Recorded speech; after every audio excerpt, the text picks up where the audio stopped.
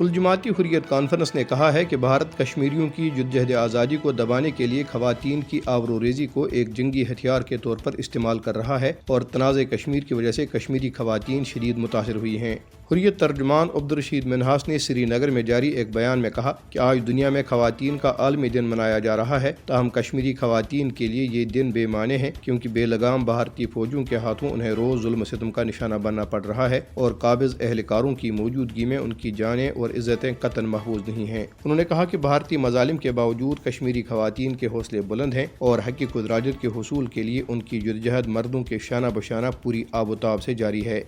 خواتین کے عالمی دن کے موقع پہ بھارت کے غیر قانونی زیر قبضہ جموں کشمیر میں خواتین کی حالت زار کو اجاگر کرنے کے لیے آزاد جموں کشمیر کے دارالحکومت مظفر آباد میں احتجاجی ریلی نکالی گئی۔ ریلی کا اہتمام پاسبان حریت جموں کشمیر نے کیا تھا۔ کشمیری خواتین پر بھارتی مظالم کے خلاف سینکڑوں خواتین، لڑکیاں اور دیگر افراد جمع ہوئے، سیاہ پرچم لہرائے اور بھارت مخالف نعرے لگائے۔ مظاہرین میں شریک خواتین نے بینرز اور پلے کارڈز اٹھا رکھے تھے جن پر کشمیری خواتین پر بھارتی مظالم کے خلاف نعرے درج تھے۔ اس موقع پہ مقررین نے مقبوضہ کشمیر میں خواتین کے خلاف بھارتی مظالم کی مذمت کرتے ہوئے کہا ہے کہ انسانی حقوق کی عالمی تنظیموں کو کشمیری خواتین کے حقوق کے تحفظ کے لیے آگے آنا چاہیے۔ انہوں نے کہا کہ مقبوضہ علاقے میں 40 لاکھ سے زائد خواتین بھارتی فوجوں کی طرف سے پیدا کردہ خوف اور دہشت کے ماحول میں زندگی گزارنے پر مجبور ہیں۔ انہوں نے مزید کہا کہ بھارتی فوجی مقبوضہ کشمیر میں خواتین پر تشدد اور اس کے جنسی استحصال کو جنگی ہتھیار کے طور پر استعمال کر رہے ہیں۔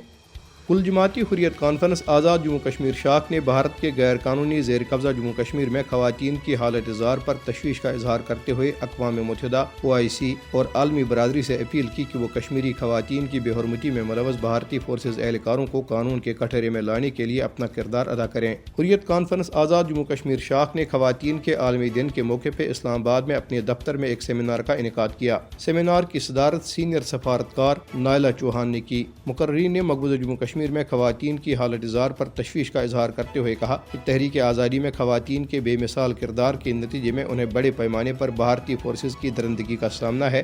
اور بھارتی فورسز اہلکار ان کی بے حرمتی کو جنگی ہتھیار کے طور پر استعمال کر رہے ہیں۔